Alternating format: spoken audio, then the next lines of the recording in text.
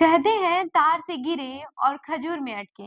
कुछ ऐसा ही कांग्रेस पार्टी के साथ हुआ जब उसे 24 अकबर रोड का ऐतिहासिक पता छोड़कर नई जगह शिफ्ट होना पड़ा। 5 दशक तक कांग्रेस की राजनीतिक सफर का गवाह बना यह बंगला अब बीते दिनों की बात हो गई है। कांग्रेस ने अब अपना नया दफ्तर इंदिरा भवन में शिफ्ट कर लिया है, जिसका पता है नाइने कोटला मार्ग। लेकिन इस बदलाव के पीछे की कहानी सिर्फ एक ऑफिस शिफ्ट करना नहीं है, बल्कि विचारधाराओं की टकराहट है। तो आइए मेरे साथ जानते हैं कि इस बदलाव के पीछे की कहानी क्या है। नई इमारत का मुख्य द्वार दरअसल दीनदयाल उपाध्याय मार्ग पर है। यह वही मार्ग है जहां भारतीय जनता पार्टी का भव्य मुख्यालय स्थित है। कांग्रेस ने जानबूझकर इस पते को नहीं अपनाया।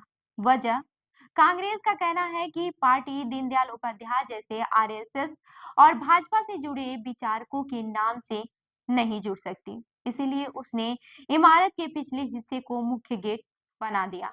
अब इसका पता कोटला मार्ग से जुड़ा होगा, जिससे कांग्रेस ने अपने वैचारिक स्टैंड को भी साफ कर दिया है। हालांकि नई इमारत 1.82 एकड़ में फैली है।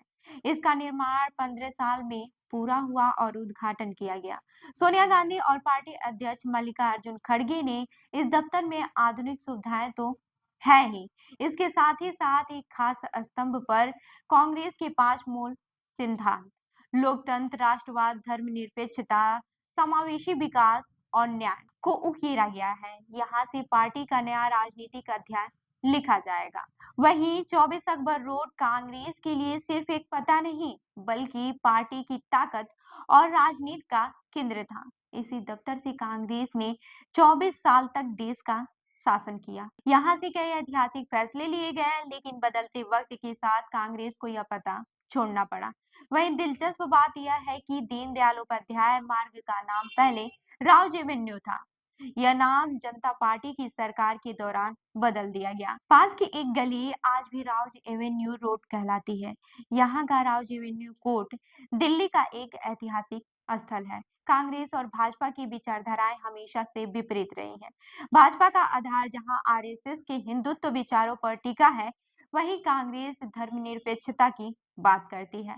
आरएसएस के सबसे प्रतिष्ठित विचारक दीनदयाल उपाध्याय ने जनसंघ की स्थापना में अहम भूमिका निभाई थी, जो बाद में भाजपा का आधार बना। ऐसे में कांग्रेस का दीनदयाल मार्ग से दूरी बनाना इसी वैचारिक अंतर को दर्शाता है। वहीं दिलचस्प यह भी है कि आम आदमी पार्टी का मुख्यालय भी इसी दीनदयाल मार्ग पर है। ऐसे में एक ही सड़क पर 3 बड़ी पार्टियां, भाजपा, कांग्रेस, आप की दफ्तर होना दिल्ली की राजनीति को और भी रोचक बनाता है। नए दफ्तर में कदम रखते ही कांग्रेस ने इसे अपनी नई शुरुआत का प्रतीक बताया है। सोनिया गांधी ने कहा कि यह बदलाव कांग्रेस के लिए सिर्फ एक नए पते तक ही सीमित नहीं है, बल्कि यह पार्टी को नए जोश और ऊर्जा के साथ आगे बढ़ने का मौका देगा। वहीं दीनदयाल उपाध्याय राष्ट्रीय स्वयंसेवक संघ यानी कि आरएसएस के आजीवन प्रचारक रहे। उन्होंने श्यामा प्रसाद मुखर्जी के साथ मिलकर जनसंघ की नींव रखी, जो बाद में भाजपा बनी। उसका नाम हिंदुत्व विचारधारा के प्रमुख स्तंभों में लिया जाता है। हालांकि इंदिरा भवन अब कांग्रेस की नई राजनीति का केंद्र बना है। इस दफ्तर में आधुनिक तकनीक के साथ साथ पार्टी के पुराने इतिहास को भी सहेजा गया है। यहाँ से कांग्रेस अपनी नई रणनीतियों पर काम करेगी और आने वाले चुनाव की तैयारियां करेगी। इसके साथ ही कांग्रेस ने स्पष्ट कर दिया है कि यह कदम पार्टी के विचारधारात्मक रुख को साफ करता है। हालांकि यह देखना दिलचस्प होगा कि नए दफ्तर से पार्टी अपने राजनीतिक भविष्य को कैसे संवारती है। क्या यह कदम कांग्रेस के लिए एक नई शुरुआत साबित होगा या महज एक पते का बदलाव बनकर रह जाएगा? तो इस खबर पर क्या है आपकी राय, हमें जरूर बताएं। मैं हूं रूबी आपके साथ और आप देख रहे हैं जनदर्पण न्यूज। धन्यवाद।